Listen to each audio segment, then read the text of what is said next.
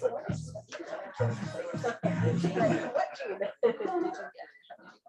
read a book about how to create How are you? Hi, good to see you. You know, I finished your book and then I was sure the Israelis were going to confiscate it on my way into town. So I decided instead of giving it over to them, that I would gift it to someone in like my transit in Ethiopia.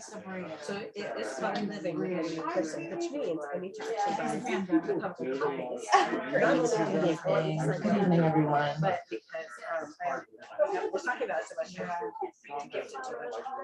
Lovely. Do I Yeah, this, I think if they're doing it afterwards, yeah, this, I'll tell you, I'm gonna make an announcement.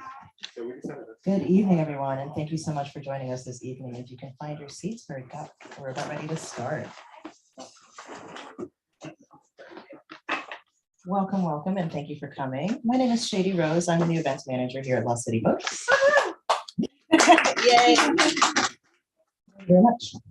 We are utterly pleased to have Alison here today. So I'd like to just go over a few things. If you're brand new here and you've never been to the store, we are Lost City Books.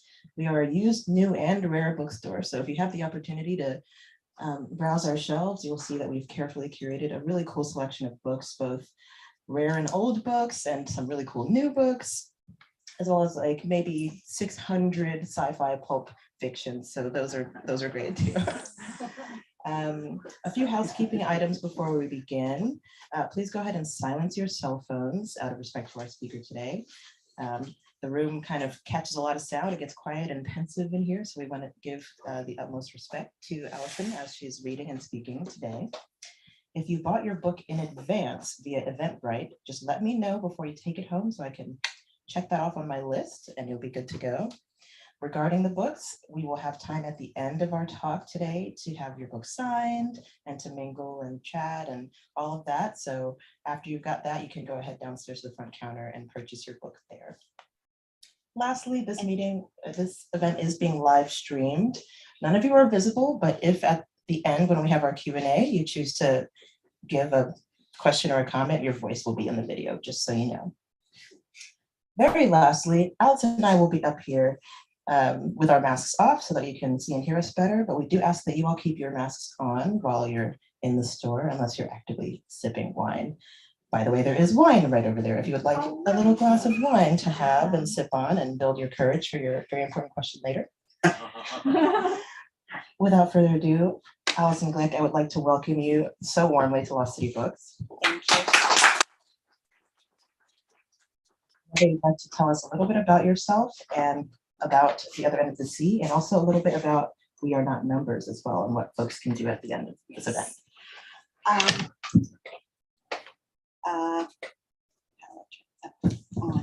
Yes, there we go. I think most, if not all of you know that I'm Alison Glick. And for my new friends in the audience, I am currently living in Philadelphia, originally from Ohio. And my journey to the Middle East, and in fact to the other end of the sea, very much mirrors Rebecca's journey, one of the main protagonists. So just to out myself, it is basically an autobiographical novel, but it is a fictionalized version of many of the experiences that I lived in the Middle East. But the way that I got there was initially as a high school student, a young woman / girl exploring my Jewish identity and thinking that going to Israel was somehow important in doing that. And it was really in the process of living there that I discovered that there was this whole other aspect of living there and living in a country much like our own, where other people had been displaced to make room for new people living there, to a large degree. And so that summer, as a 17-year-old student, eventually culminated in my living there after college for an additional 6 years, where I lived in the West Bank, Gaza Strip, and then in Yarmouk camp outside of Syria. So my process of going to the Middle East was one of exploration and then of intellectual and academic interest, because in between those two trips, I studied Middle East history. And then after returning to the United States, have continued writing, reading about, and being an activist with Jewish Voice for Peace around issues related to many issues brought up in this book. And shout out to my JVP comrades in the audience. So that's me. And before we talk about the book, I do want to talk about an organization called We Are Not Numbers. And I want to talk about this organization because I'm donating all of my royalties from this book to We Are Not Numbers. We Are Not Numbers is an organization of young writers based in Gaza, primarily, and the organization pairs young Gazan writers with writers, mostly in the United States, but not solely, native English speakers writers, so that they can develop their own writing. And I've worked as a volunteer with We Are Not Numbers. It's a fabulous organization. It's wearenotnumbers.org. And so I just got my first royalty statement last week. And I had I'm just going to tell you, for 2021, it was just under $500. I'm topping it off, and I'm issuing a challenge to people in the audience. Maybe we can match that $500. And Shady Rose was so kind as to make a QR code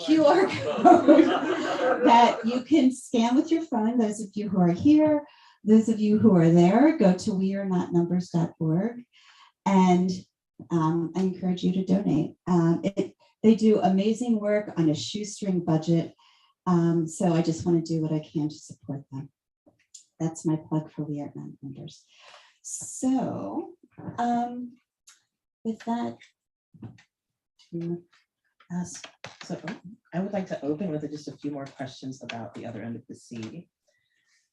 You said that it is a little bit autobiographical, and I absolutely love that, because so much of the richness of the scenery and the people in the story feels so much more personal knowing that. Can you tell a little bit about how did this come from, for example, a journal that became a story, or was it just living in your memories and then you put it on the page? I wish it was a much smoother process. It was one like you just described it. In fact, like much of my life, it was much more convoluted than that. As I just mentioned, I lived in the Middle East for 6 years, and I had always wanted to write. As a young woman, and my first major in college was in fact journalism. I've been writing on and off for many, many years. And when I came back to the United States in the early 90s, after living in Palestine and Syria, eventually I got to a place where I wanted to start writing again. I was taking writing workshops, and I wanted to write about things other than the Middle East, because for many reasons. I mean, I think I was kind of recovering from being there for so long, for enduring some of the things and experiences that I did. But no matter what I wrote about, whether it was my family, whether it was other things going on in the world, everything somehow kept coming back to the Middle East. And I was taking a writing workshop actually at the Bethesda Writers Center, and it was an essay writing workshop. And my essay was the very last one workshopped. And the teacher said to me, I don't know what this is, but it's not an essay. I think it's part of a chapter. I think you need to write a book. And with that kind of tone, yes. So it's like, okay, I'm going to do it. And so I was fortunate enough then to work with another writing teacher one-on-one for a little while, who was also associated with the Bethesda Writers Center. And he really helped me to craft what was in fact a pure memoir initially, so that the initial manuscript was a memoir. And then when I got a contract with Interlink, my publisher, after my editor read it, he said, "What do you want to do with this book? Like, what is your goal?" And I said, well, one of my goals is to reach an audience that might not otherwise read about the Middle East, about Israel, Palestine, whatever. And he said, have you ever considered fictionalizing it? Because especially for this topic, a work of fiction is going to reach a broader audience, because someone will pick up a novel about a complicated or emotional or insert, whatever adjective you want, issue, if it's fiction, as opposed to something that's nonfiction. And he said, also your writing style is very literary writing style. So it wouldn't be a total rewrite. It would be, a process that, I can talk about if you'd like, where you would tweak things here and there. And at first I completely freaked out, and it's like, I can't do this. I can't do this. I'm not a fiction writer. And he just, I learned to trust him and trust the process. And eventually I found that it was actually quite liberating, because I could create characters. I could give them arcs. I could even create, and this is probably my favorite thing about that process, I could take inanimate objects and make them characters in the book. And I love doing that. It tapped into a side of my brain that I hadn't really tapped into, because I had pigeonholed myself as a writer. So I told you it was a convoluted story. That's how it came to be. That's remarkable. And it reminds me of a phrase I've heard working in the book industry, which is that nonfiction tells us what we've done and fiction tells us who we are. I'm going to use that. And I wonder if during the process of fictionalizing this, what was initially a memoir or a collection of essays, did you discover new things about your experience while you were in the Middle East, or discover new things about yourself or the people around you as they kind of found their way into the story and became unreal or surreal? Oh my gosh, I can't even begin to tell you how much. The process of writing definitely did that. And the process of revising and fictionalizing it did, also in ways that I didn't anticipate, because the other good thing for me about fictionalizing it was, the characters are based by and large on people whom I know, whom I care about and love, and needed to protect their privacy, and so that sort of took care of that. But it also involved a lot of difficult conversations with family members, which actually had been a long time in coming, and actually made the book better, because it gave me the opportunity, the fictionalization process, to incorporate that feedback into how I wrote, how I worded things, how I created characters. And the other thing that I found is the events that I've been doing and the feedback that I've gotten, and this is something that I didn't really anticipate. Feedback from people I've gotten has made me understand things about the book that I didn't originally understand, which sounds kind of crazy, but I guess it's actually probably pretty, if you think about it, it makes sense, because why else do we write books? And I love that, that feeling. Yeah. It kind of reminds me of, and I'll just keep dropping mystical phrases, but it kind of reminds me of the idea that you've never really seen your own face. You're always looking at a reflection. Yeah. And so when you're thinking about your own work, it's really hard not to see just the reflection of yourself. And when you get feedback from outside of your own milieu, so to speak, it gives you a new perspective. Can you talk a little bit more about some of those new perspectives that you gain from talking to other people about this book? Oh gosh. I think that, I made a reference to inanimate objects. Like, for example, someone pointed out to me, Gaza is a character in this book. And it was like, yeah. And one of my first events, the moderator said, one of the question was something like, did you, clearly Gaza is a character in this book, how did you write that character? And I said, I didn't. It just, that's the way, it's being read. And clearly it is.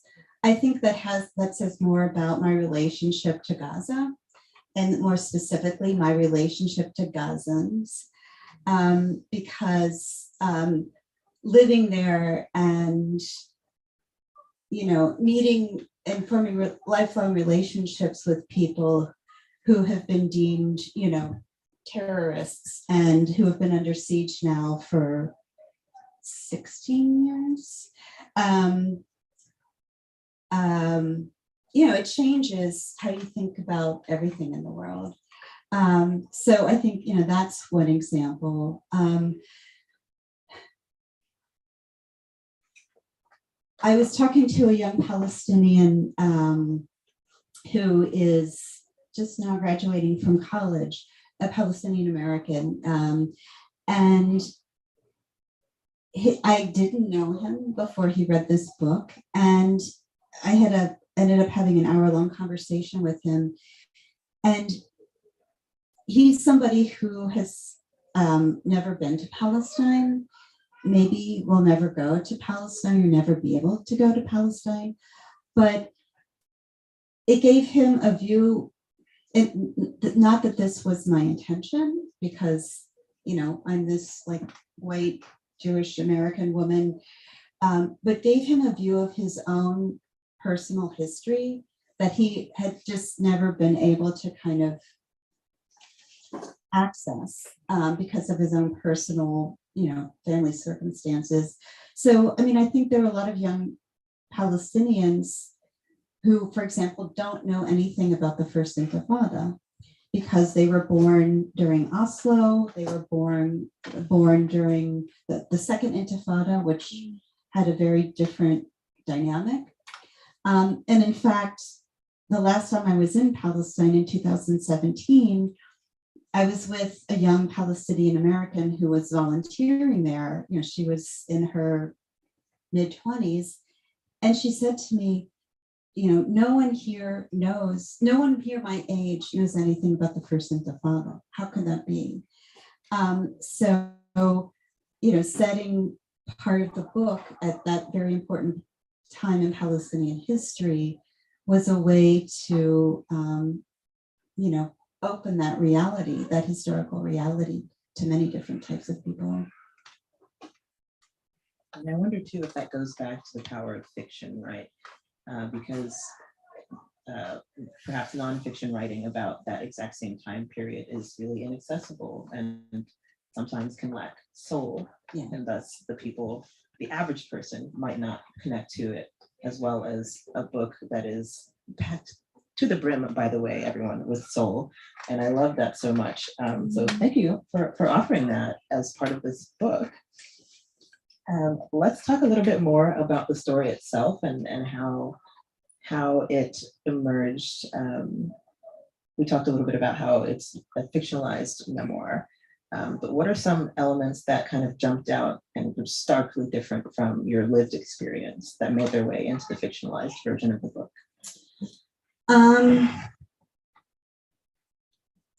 Without giving too much away, let me think. What are the most different elements?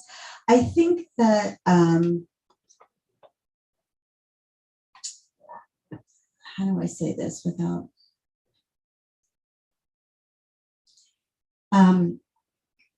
At one point in the book, the young daughter of the couple comes to receive these objects, these stones that her mother initially got from her father. And how those stones came to be in her possession and their meaning, which I'm not going to tell you any more about that, because how they came to be in her possession and their meaning, where they came from, I think is important. And what she did with them, and what she did with them by the end of the book was very different than the reality. And I did that because, that was the narrative arc that those stones needed to take. But it also gave that character agency in the book that was different than the agency my daughter has in real life. I mean, she has agency, she has a lot of agency, but being able to, to create those characters, so to speak, and to create that relationship with the daughter character and those objects, something that's very different. I think now would be a good time to segue into a reading from the other end of the suit. Right? If you want, you can just set the microphone on the table, but I guess it'll catch the sound. I'll turn it up. Is this okay?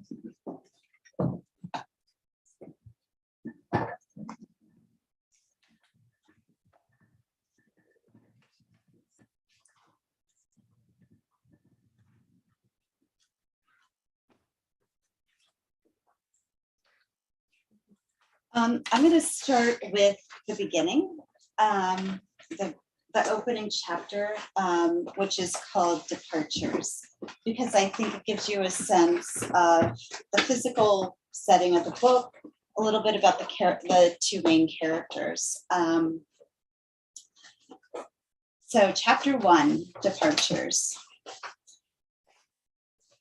We made our way through the nearly deserted streets, hoping to find a way out of Gaza. I sensed the rising nervousness of my friends, all of us expats living in the West Bank town of Ramallah.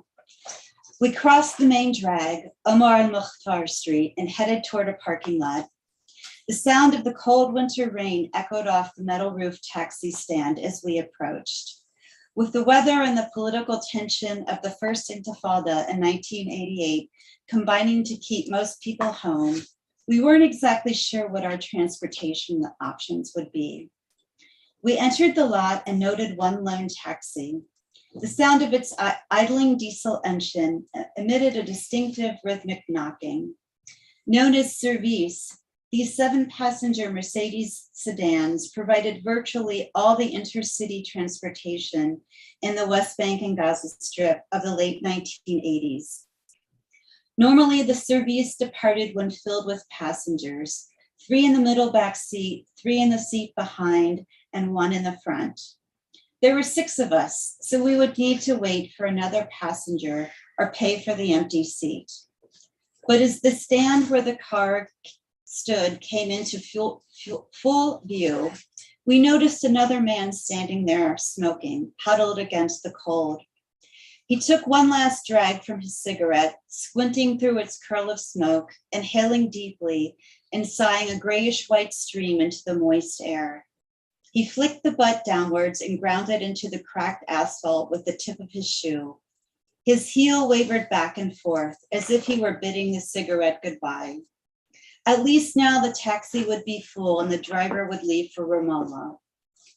We were a small group of school teachers from the Quaker-run Friends School looking for a way to be useful since the Israelis had closed down all Palestinian schools in the West Bank.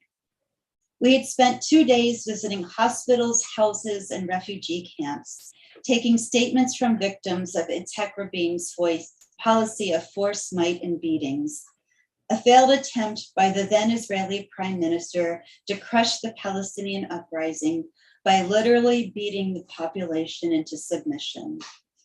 Soldiers set upon people indiscriminately, whether or not they were involved in a demonstration or other political activity. Truncheon-wielding troops crushed the bones of victims whose limbs were held taut by other soldiers. In the fields and olive groves of the West Bank, stones were used to the same effect. The taxi bumped and splashed through Gaza's muddy streets, making its way north towards the Arez checkpoint. We introduced ourselves to the seventh passenger. His name was Zain Majdalawi. Born and raised in Shalti refugee camp on the western edge of Gaza City, Zain was a student at Birzeit University near Ramallah. The full taxi buzzed with discussion of Gaza. It was our first time there, and the difference between it and the relative prosperity and calm of Ramallah was striking. Driving north about 20 minutes, we came to the junction at Ashkelon, the first Israeli city on the main road out of Gaza. As the taxi slowed to a stop, Zain, sitting directly behind me in the last seat, pointed out a building on the left that dominated the intersection. A sandy yellow-colored structure, 3 stories tall, with a few high-placed windows. It was set farther back from the road than nearby buildings. A whitewashed concrete wall topped with a spiral of barbed wire surrounded it. That is Ashkelon prison, he said, where I was held as a political prisoner. Our heads turned in unison to take in the imposing compound. How long were you in prison? Someone asked. I glimpsed a courtyard beyond the front gate. Looming above it all was a watchtower with a machine gun trained on the ground below. 15 years, he stated matter-of-factly. Until now, I had been content to listen quietly from the middle seat, too tired and absorbed in thought to engage in general conversation, especially with this stranger. 15 years, I blurted out, turning around in my seat. For the first time, I saw his face completely. He had sea green eyes that sparkled playfully. Naam, yes, 15 years. My gaze lingered on him as I struggled for a reply. None came. It was then that I noticed the hint of sadness folded into the lines that edged his eyes.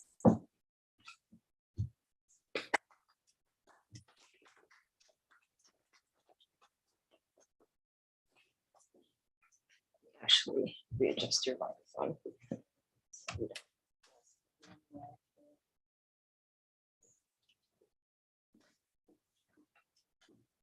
Thank you so much.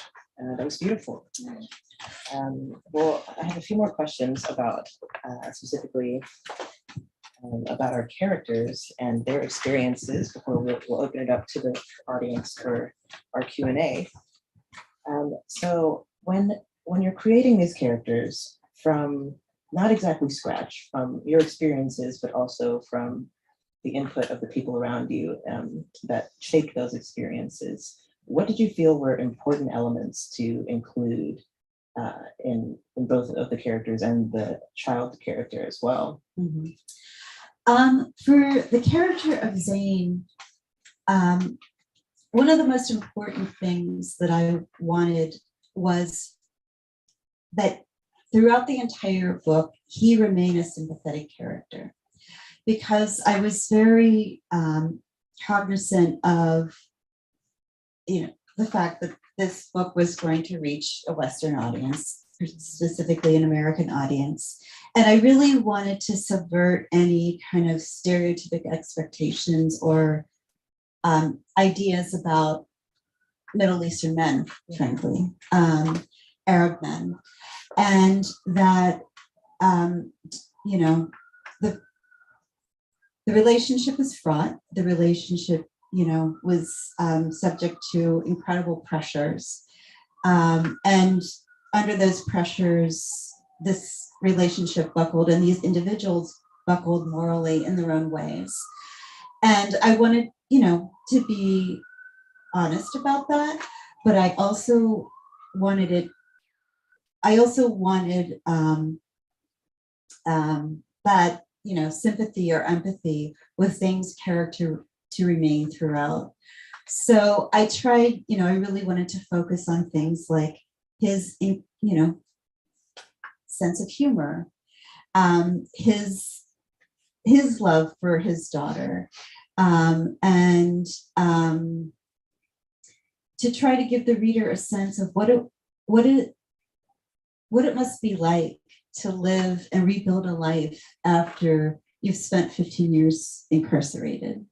What it must be like to live your entire life in a refugee camp. What it must be like to, you know, lose siblings, parents, friends, loved ones to prison, to war, and to exile.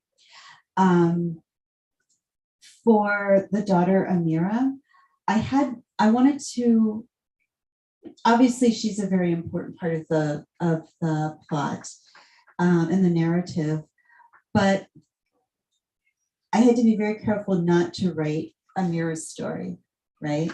That because her story is hers to write. So to give her, to make it clear that the relationship that Amira has to her parents is one that, well, not the relationship she has to her parents, but the situation that she finds herself in as a Palestinian American is one that many Palestinians face in terms of the loss of kinship, because again, not giving away too much, what happens in the novel, and how does, you know, a young woman who, you know, faces the fact that, you know, her family is separated in the way it is, and that she experiences this ongoing loss of kinship. What does that mean? How does she take that and move forward in life? Which is why I ended the book in the way that I did, because it's, you know, it's sort of calling to the next generation. And for the character of Rebecca, you know, one of the decisions that I made was to keep it in first person. And to this day, I question that decision. But I think it, again, similar to what I said before, I think it gives people who might otherwise feel a little bit overwhelmed by the subject material a way into the story. But it also makes it a little bit harder to create a certain narrative distance. So I don't know if that was the right decision, but that's the one I made. But because it's still in first person, I had to find a way, and this kind of reflects on your earlier question, I had to find a way to kind of present Zane's character and Zane's, you know, sort of inner life in a way that was intellectually as well as emotionally honest. But that needed to be reflected in some of Rebecca's actions, so that, you know, when they face difficulties and she's, you know, saying how she feels about what's happening, some of her actions and some of her maybe, you know, reflections have to be critical, self-critical in a way that kind of brings Zane's perspective into the story. I don't know if that makes sense, but that was something that I was trying to be conscious of as I was fictionalizing. Absolutely. And what you just said makes me think about how it's very difficult to write a human that feels like a human, right? And it's especially from first person to write multiple humans that feel like humans, because often the trap of first person is that all the character knows is what they know, right? And I don't want to spoil too much of the book, so we'll keep it moving, and I won't ask too many detailed questions about the plot if I really want to. But I would love to ask a bit more about your writing process. So we talked about kind of what went into the characters, but can we talk a little bit about just the sort of the nitty-gritty material process of getting all of these words out of your brain and onto the page, and how long that took, how it felt for you, and maybe what you learned from that experience? It was a really long process for me.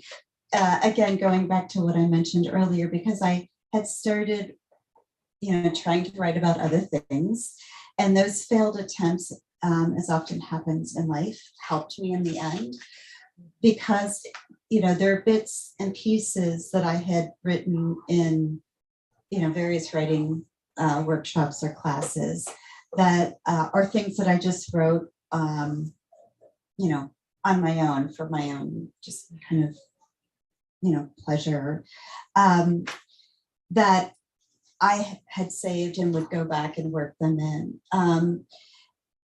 So that, that was one sort of technical aspect of, in terms of answering that question. But what really helped was working with the editor or the writing teacher I referred to earlier that I worked with one-on-one, because even though he knew, he is very smart, Iowa MFA, but knew nothing or next to nothing about the Middle East. But he immediately got what I wanted to do, which was, he said, the through line of this book, and again, this is still when it was just in memoir form, is this love story. And off of it, you need to hang, or you could hang the backstories of these characters. Because I had these different pieces of backstories that I was writing, although I wasn't even calling them backstories then. And he said, this is how you can construct it, is to focus on the through line of the love story, and then, think about where the backstories fit into these characters that will help people, that will help propel the narrative, will help readers to get invested in the characters, and of the novel, and or of the memoir, and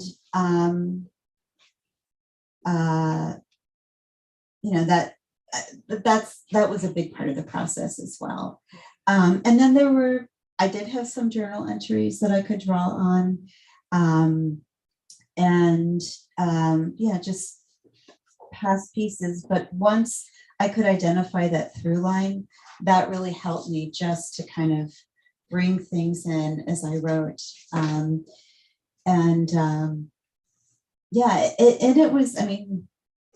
It was tough reliving some of those scenes. I can tell you, I lived in DC for 9 years, and moved back to Philly 3 years ago. So a large part of the book really took shape here.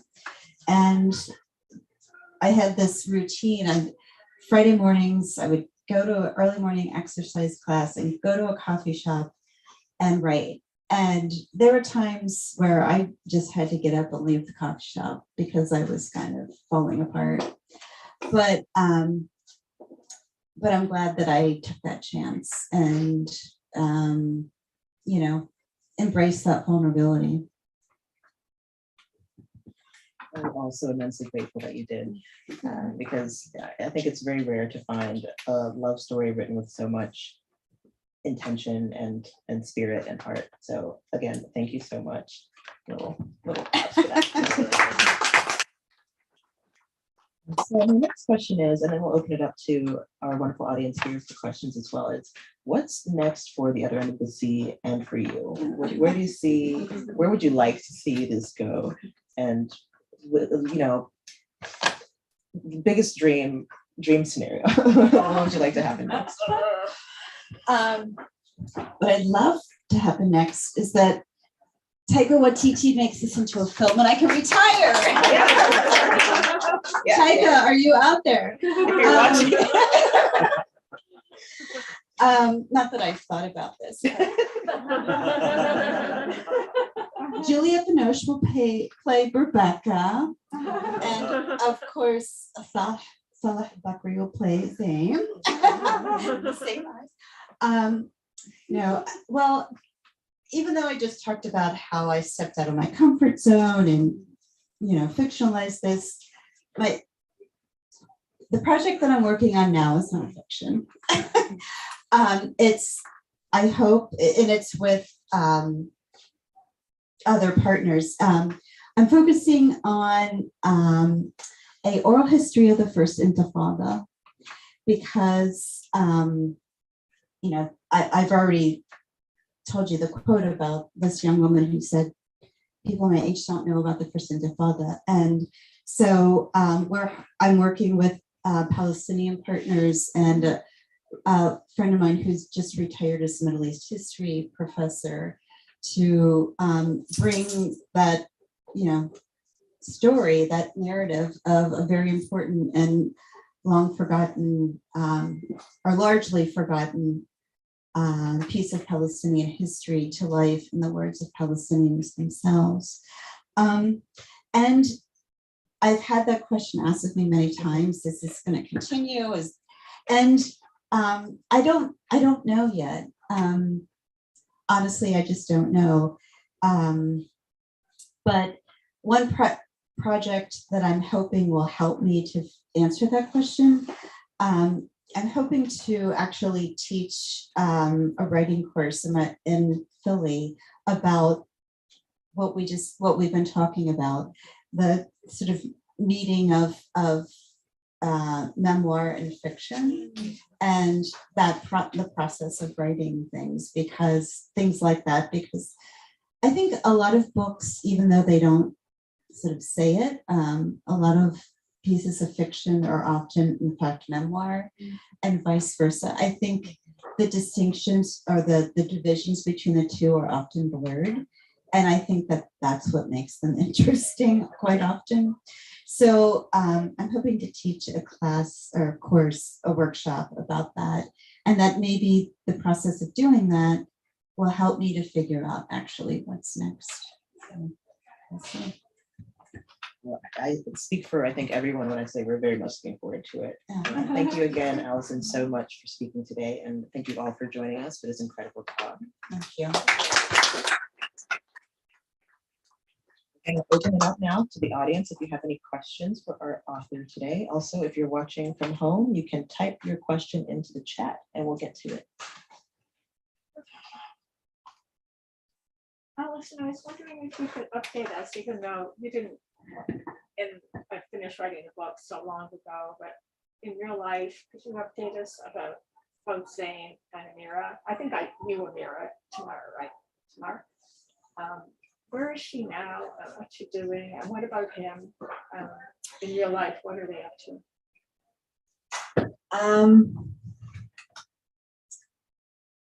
They're both the characters that they're based on. And I'm a little bit hesitant because of the privacy issues, but Zayn, the character that the person that Zayn's character is based on is actually back in Gaza. Yeah, because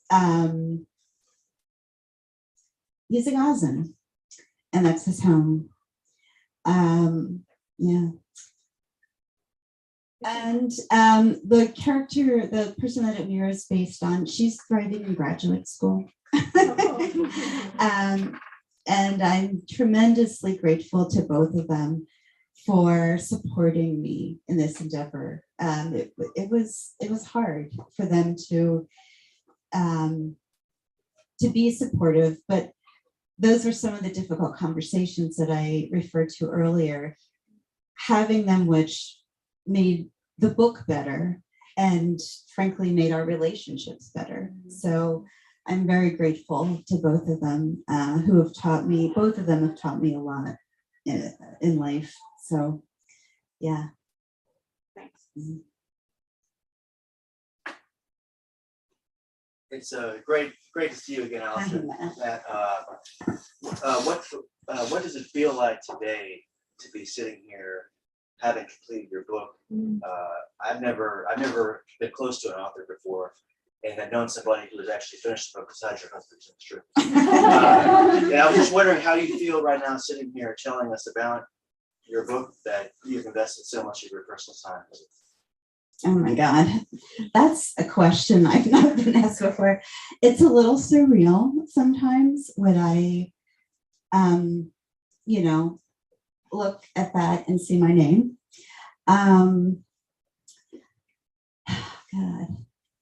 I guess I feel, how do I feel?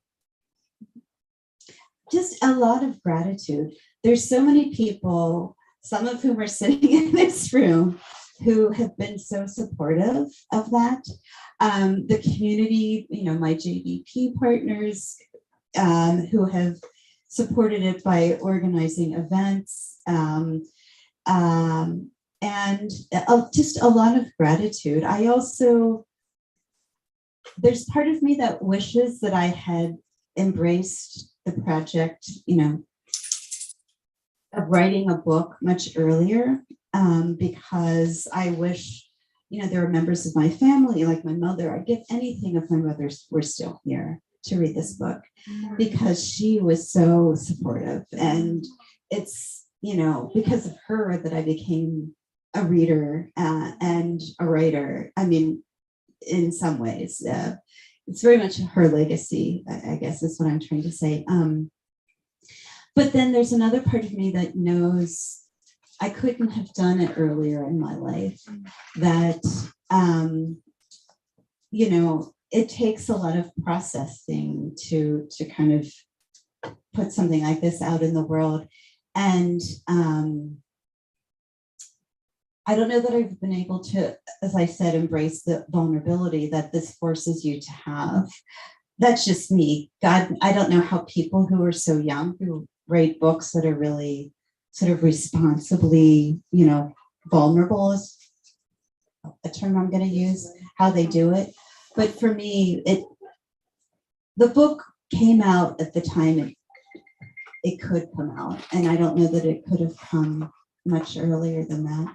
Although I do wish I had tried. That's how I feel. Great, thank you, and congratulations. Thanks, Matt. Yeah. Hi.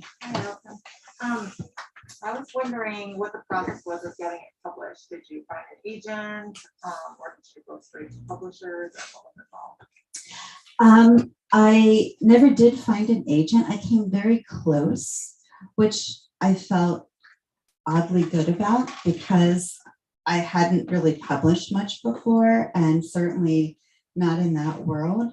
The fact that there were agents who were even considering me, I considered to be a good sign. But in the end, I started, there are many publishers who take unrepresented manuscripts, and I started methodically pitching them.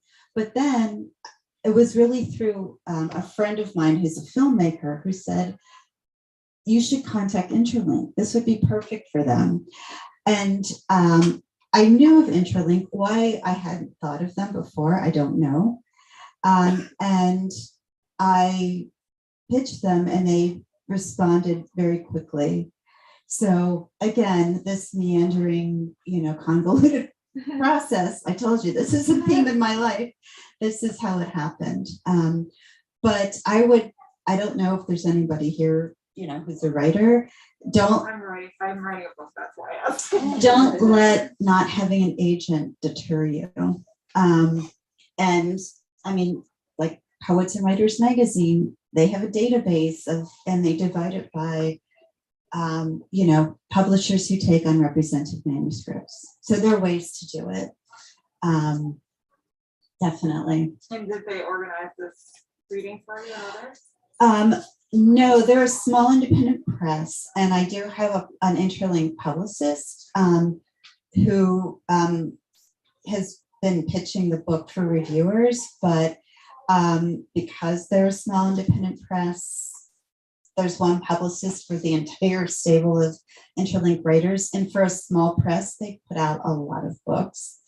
Interlinkbooks.com, they really do an impressive array of both fiction and nonfiction. So honestly, I ended up hiring a social media manager who I really, was grateful to reaching out to Les City, whom I don't think I've thanked. Thank you, Les City, and thank you, Shea Heroes. I'm sorry, I did not do that earlier, but so that was my investment in trying to get the word out, because Interlink just frankly doesn't have the resources. Yeah, I think, and unless you get a contract with a really big publisher, writers, and correct me if I'm wrong, because I know that there are writers in the audience, publishers just don't have the resources.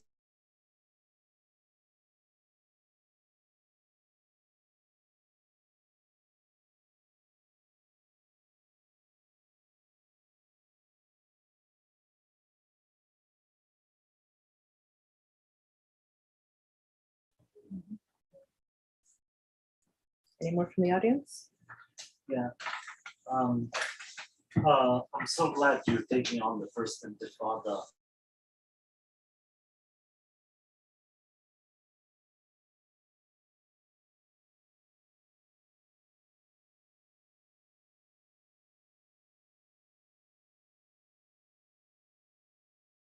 And it was economically based.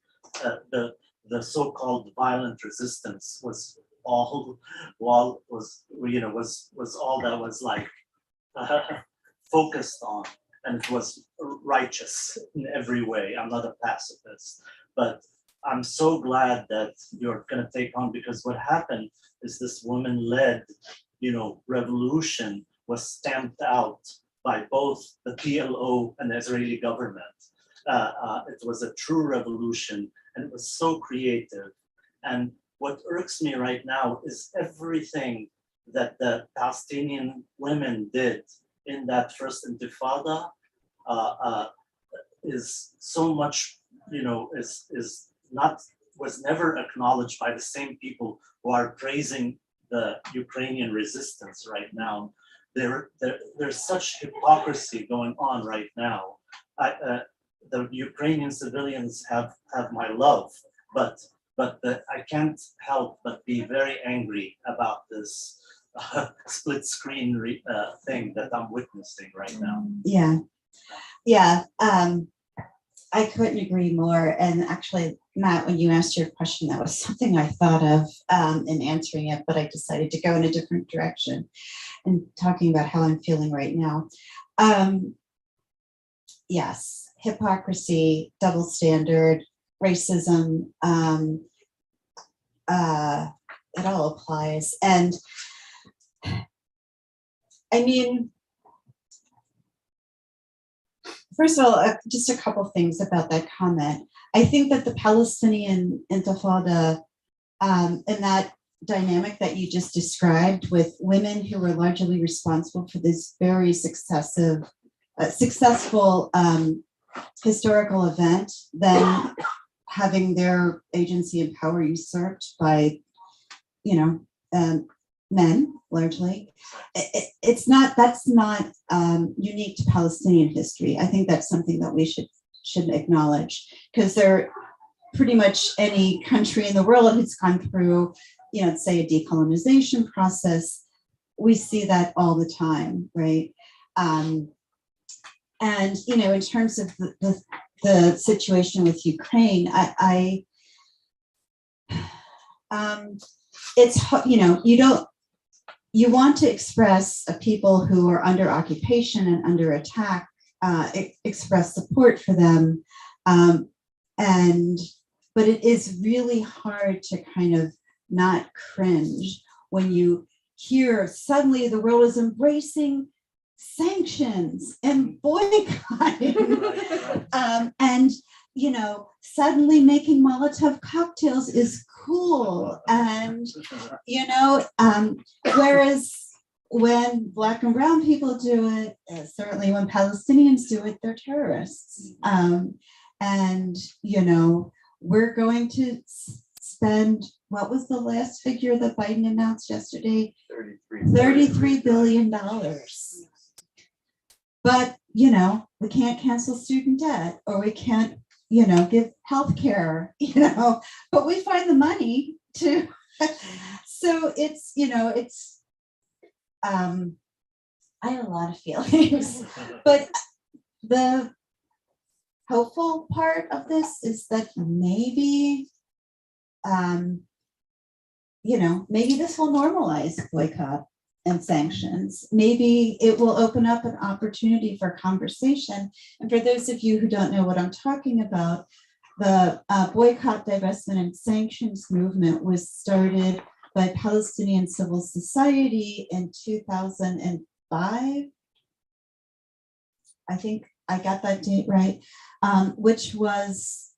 it was a call by Palestinian civil society to the world to embrace the boycott, divestment, and sanctioning of Israel until it respected, there were like basically 3 or 4 demands that it has, but it's basically respecting the human rights and civil rights of Palestinians.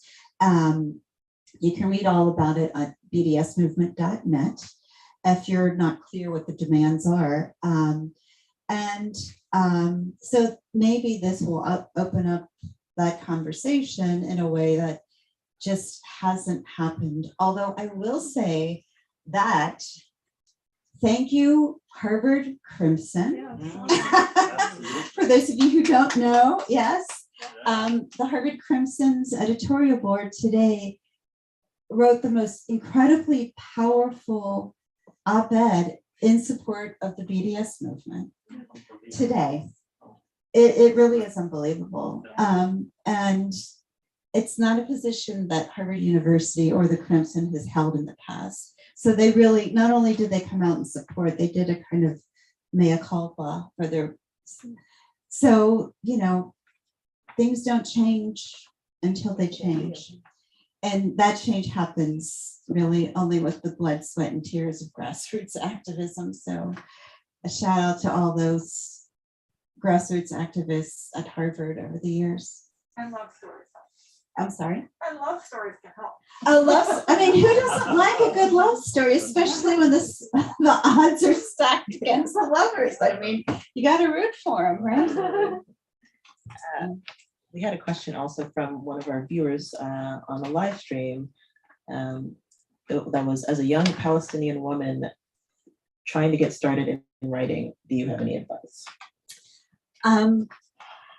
Well, right. And I say that not to be glib, but, even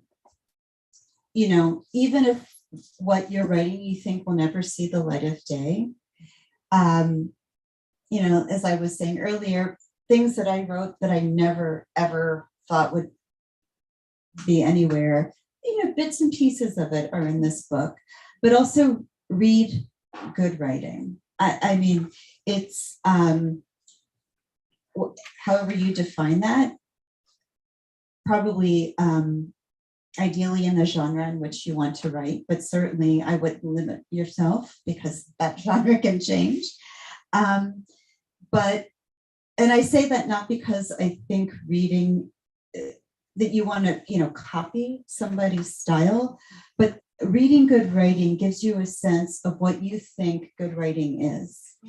And as you write, and I think I was talking with my friend Julie, who is an artist, about, she was talking about developing an artistic practice, a painting practice, and developing a writing practice, doing whatever it takes in your life and your lifestyle to develop a practice of writing, and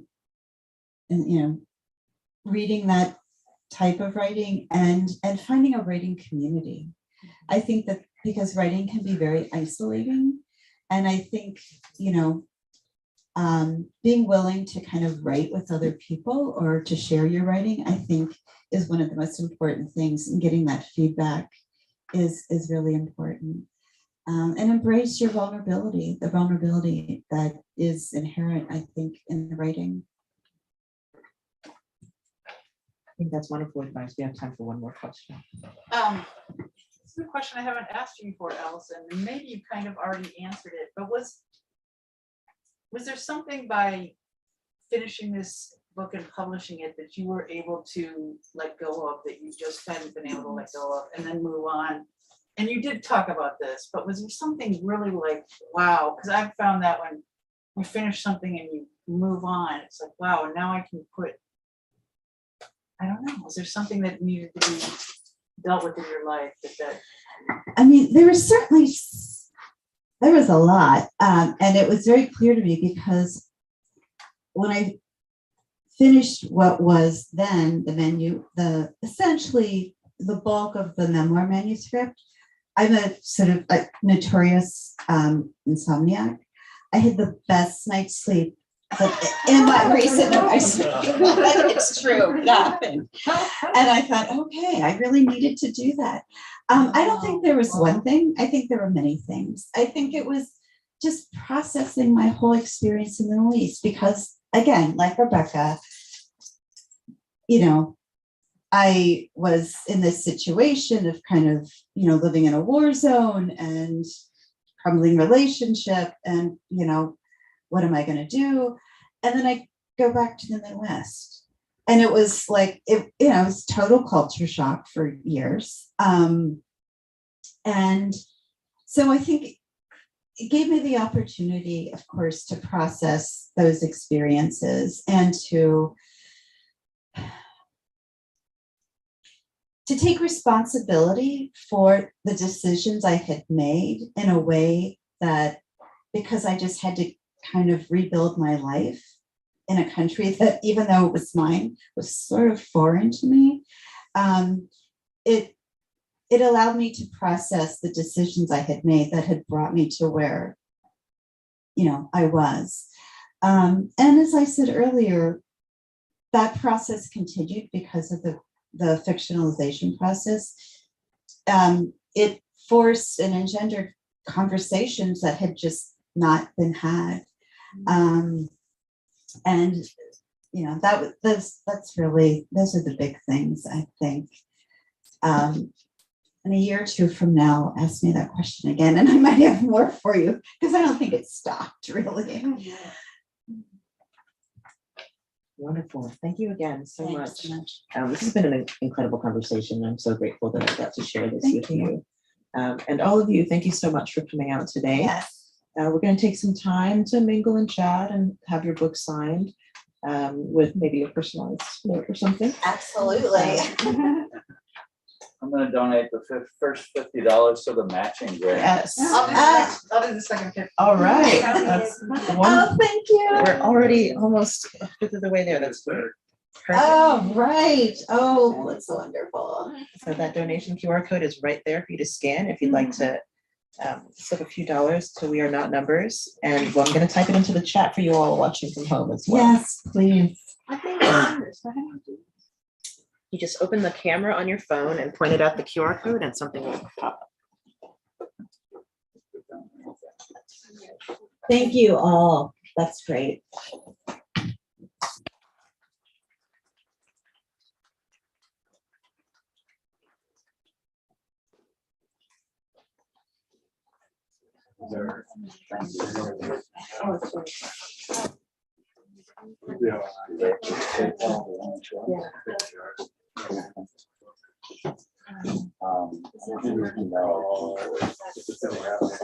Hi, how are you? Do you remember me?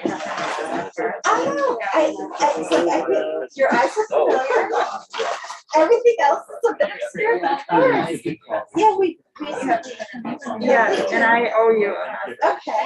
Yeah, I just saw that. Like, Congratulations. course. You must have had a You guys question. tell me why, I'm on 3 miles. Yeah, she had the same problem. Yeah.